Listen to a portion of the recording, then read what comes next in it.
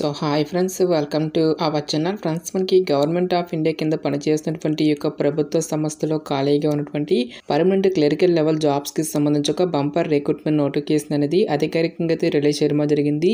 ఈ యొక్క పోస్టులకి సెలెక్ట్ అయినటువంటి క్యాండిడేట్స్కి 35,000 వరకు కూడా మంత్లీ శాలరీ అనేది రావడం జరుగుతుంది. ఎలాంటి ఎక్స్పీరియన్స్ అనేది కూడా ఉండాల్సినటువంటి అవసరం అయితే లేదు. మేల్ అండ్ ఫీమేల్ క్యాండిడేట్స్ ఇద్దరు కూడా ఈ యొక్క జాబ్స్కి అప్లై అయితే చేసుకోవచ్చు. ఈ విధంగా ఇక నోటిఫికేషన్కి సంబంధించి కంప్లీట్ డీటెయిల్స్ అన్నిటిని కూడా ఈ యొక్క వీడియోలో డిస్కస్ అయితే చేద్దాం. సో ఎవరు కూడా స్కిప్ అయితే చేయదు గైస్. ఫస్ట్ టైం మన ఛానల్ని విజిట్ చేస్తున్నట్లయితే కనుక సబ్స్క్రైబ్ అయితే చేసుకుని బెల్ ఐకాన్ కూడా యాక్టివేట్ చేసి పెట్టుకోండి. ఇంకా ఎవరైనా వీడియోని లైక్ చేయనట్లయితే కనుక డెఫినెట్గా వీడియోని లైక్ చేసి మీ ఫ్రెండ్స్ అండ్ ఫ్యామిలీ మెంబర్స్కి అయితే షేర్ చేయండి friends. Okay, let's start the video. First of all ఇక పోస్ట్కి సంబంధించి ఇంపార్టెంట్ డేట్స్ విషయానికి వచ్చేట్లయితే కనుక ఆల్రెడీ మనకి అప్లికేషన్ ప్రాసెస్ అనేది స్టార్ట్ కావడం జరిగింది. ఇక లాస్ట్ డేట్ విషయానికి వచ్చేట్లయితే కనుక January 5th వరకు కూడా ఈ యొక్క రిక్రూట్మెంట్కి ఆన్లైన్లో అప్లికేషన్స్ అనేవి సబ్మిట్ అయితే చేసుకోవాల్సి అయితే ఉంటుంది. సో ఇక వేకెన్సీస్కి ఎవరెవరు అప్లై చేసుకోవచ్చు అని చూసుకున్నట్టయితే కనుక జస్ట్ మీరు ఇండియన్ సిటిజన్ అయితే సరిపోతుంది గైస్. మీరు ఏ స్టేట్కి చెందిన వాళ్ళని సరే both male and female candidates ఇద్దరికి కూడా అప్లై చేసుకోవడానికి ఛాన్స్ అనేది కల్పిస్తూ ఉన్నారు.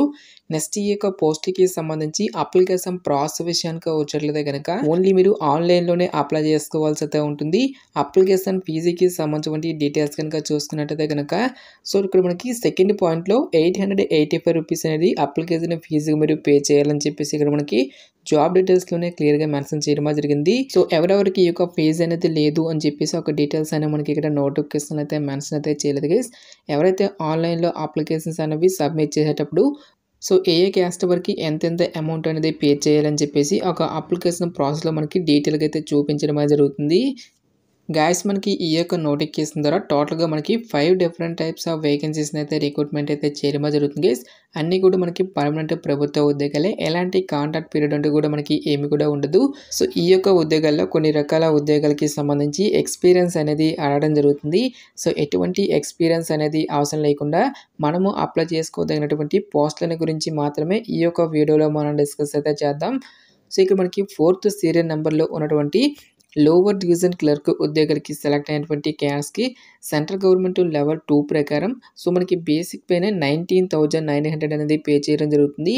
సో ఇక బేసిక్ పేతో పాటు చాలా రకాల అడ్మిజిబుల్ అలవెన్సెస్ అనేవి కూడా మనకి పే చేయడం జరుగుతుంది. ఈ విధంగా అన్ని అలవెన్సెస్ కలుపుకుంటే దాదాపుగా మనకి 35,000కి పైగానే మనకి శాలరీ అనేది రావడం జరుగుతుంది. సో ఇక పోస్టులకి అప్లై చేసుకోవడానికి మీకు ఉండాల్సినటువంటి ఏజ్ లిమిట్ విషయానికి వచ్చేటదే కనుక సో మీకు మినిమం ఏజ్ అనేది 18 ఇయర్స్ అయితే కంప్లీట్ అయి ఉండాలి. జనరల్ అభ్యర్థులు వచ్చేసరికి 25 ఇయర్స్ వరకు కూడా అప్లై అయితే చేసుకోవచ్చు. నెక్స్ట్ మనకి క్యాస్ట్ వరకు కూడా ఏజ్ రిలాక్సేషన్స్ అనేవి అప్లికేబుల్ అయితే అవుతాయి.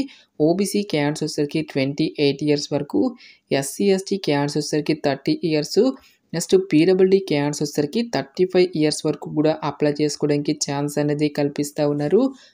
నెక్స్ట్ ఈ యొక్క నోటిఫికేషన్ ద్వారా భర్తీ చేసినటువంటి ఈ యొక్క లోవర్ డివిజన్ క్లర్క్ పోస్టులకి సంబంధించి అప్లై చేసుకోవడానికి మీకు ఉండాల్సినటువంటి ఎసెన్షియల్ ఎడ్యుకేషనల్ క్వాలిఫికేషన్ విద్య అర్హత విషయానికి వచ్చేటైతే కనుక graduate from a recognised university అని చెప్పేసి ఇక్కడ మనకి నోటిఫికేషన్లోనే క్లియర్గా మెన్షన్ చేయడం జరిగింది. సో మీరు ఏ విభాగంలో డిగ్రీ పాస్ అయినా సరే ఈ యొక్క జాబ్స్కి మీరు అప్లై అయితే చేసుకోవచ్చు గైస్. సో మీరు బీటెక్ చేసినా, బీఫార్మసీ కంప్లీట్ చేసినా, బీఎస్సీ కంప్లీట్ చేసినా సరే ఈ యొక్క జాబ్స్కి మీరు అప్లై అయితే చేసుకోవచ్చు. సో దీంతో పాటుగా మనకి కంప్యూటర్ ట్రైనింగ్కి సంబంధించి సర్టిఫికేట్ అనేది కూడా మీకు ఉండాలి అని చెప్పేసి మనకి ఇక్కడ నోటిఫికేషన్లో మెన్షన్ చేయడం జరిగింది. జస్ట్ మీరు 6 months ఆ కోర్స్ అనేది తీసుకునేటట్టుగా అక్కడ సంబంధించిన సర్టిఫికేట్ అనేది కూడా మీకు ఉండాలి అని చెప్పేసి ఇవ్వడం జరిగింది. సో దీంతో పాటుగా మనకి అడిషనల్గా టైపింగ్కి సంబంధించిన స్కిల్స్ అనేవి కూడా మనకి అడగడం జరుగుతుంది. ఇంగ్లీష్ లాంగ్వేజ్లో వచ్చేసరికి 35 words per minute, హిందీలో వచ్చేసరికి 30 words per minute టైపింగ్కి సంబంధించిన స్కిల్స్ అనేవి మీకు ఉండాల్సి అయితే ఉంటుంది.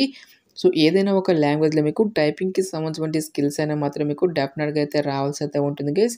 ఎలాంటి ఎక్స్పీరియన్స్ అనేది కూడా ఉండాల్సినటువంటి అవసరం అయితే లేదు. నెక్స్ట్ ఈ యొక్క లోవర్ డివిజన్ క్లర్క్ పోస్టులకి సంబంధించి సెలక్షన్ ప్రాసెస్ అనేది ఏ విధంగా ఉంటుంది అని చూసుకున్నట్టయితే కనుక కేవలం మనకి ఒకే ఒక రిటన్ టెస్ట్ ద్వారా ఈ యొక్క వేకెన్సీస్కి సంబంధించి సెలక్షన్ అనేది కంప్లీట్ అయితే చేయడం జరుగుతుంది. సో టాపిక్స్ కనుక చూసుకున్నట్టయితే కనుక జనరల్ ఇంగ్లీష్ నుంచి 10 క్వశ్చన్స్ అనేవి ఆడడం జరుగుతుంది, 10 మార్క్స్. నెక్స్ట్ మనకి general Hindi, general knowledge and current affairs, general aptitude, basic knowledge about cooperative sector, basic computer applications అని చెప్పేసి ఈ యొక్క టాపిక్ నుంచి రిలేటెడ్గా మనకి క్వశ్చన్స్ అనేవి అడగడం జరుగుతుంది. సో ఈచ్ వన్ కరెక్ట్ ఆన్సర్కి మనకి 1 మార్క్ అనేది కేటాయిస్తారు. ప్రతి రాంగ్ ఆన్సర్కి కూడా మనకి 1/4 నెగిటివ్ మార్కింగ్ అనేది కూడా ఉంటుంది గైస్. సో 4 మిస్టేక్స్కి 1 మార్క్ అనేది డిడక్ట్ చేయడం జరుగుతుంది. ఓన్లీ ఇంగ్లీష్ అండ్ హిందీ లాంగ్వేజ్లో మాత్రమే మనకి ఈ యొక్క క్వశ్చన్స్ అనేవి రావడం జరుగుతుంది గైస్. టోటల్గా మనకి 90 మినిట్స్ పాటు కూడా ఈ యొక్క టెస్ట్ అనేది కండక్ట్ చేయడం జరుగుతుంది. సో ఎవరైతే ఇక రిటర్న్ ఎగ్జామినేషన్ని క్లియర్ చేసినటువంటి క్యాండిడేట్స్కి ఫర్దర్గా మనకి టైపింగ్కి సంబంధించిన స్కిల్ టెస్ట్ అనేది కూడా కండక్ట్ చేయడం జరుగుతుంది. సో ఇక స్కిల్ టెస్ట్ అనేది మనకి జస్ట్ క్వాలిఫై నేచర్లో మాత్రమే ఉంటుంది గైస్.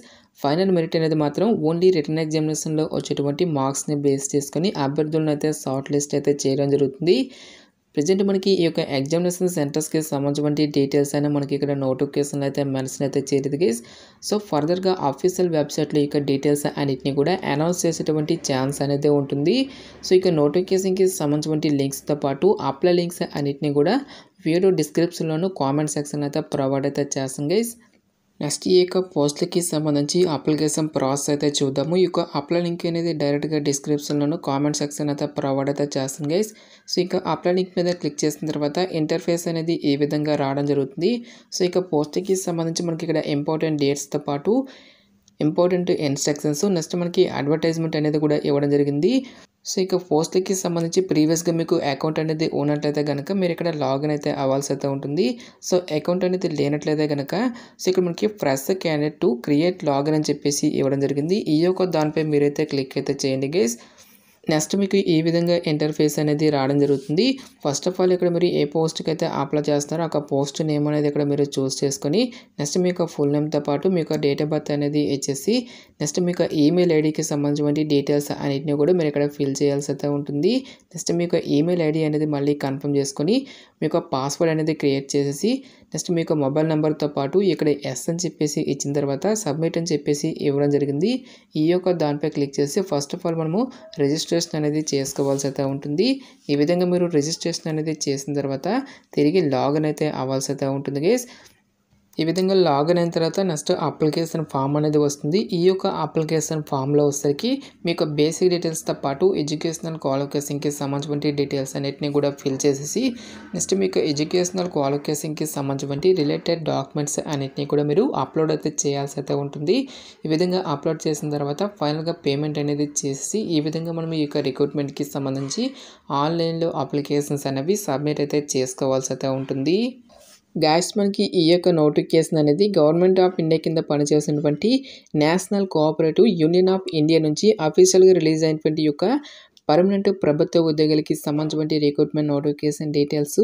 ఇంట్రెస్ట్ ఎలిజిబుల్ క్యాండిడేట్స్ డెఫినెట్గా ఈ యొక్క రిక్రూట్మెంట్కి అప్లై అయితే చేసుకోండి.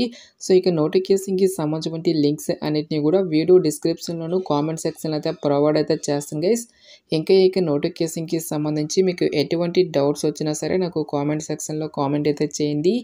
ఇటువంటి మరిన్ని జాబ్ అప్డేట్స్ కోసం మన ఛానల్ని సబ్స్క్రైబ్ చేసుకుని బెల్ ఐకాన్ కూడా యాక్టివేట్ చేసి పెట్టుకోండి. సో ఇది ఫ్రెండ్స్ ఇవాల్టి వీడియో. రేపు మరొక మంచి జాబ్ అప్డేట్తో మళ్ళీ మీ ముందుకు రావడమే జరుగుతుంది.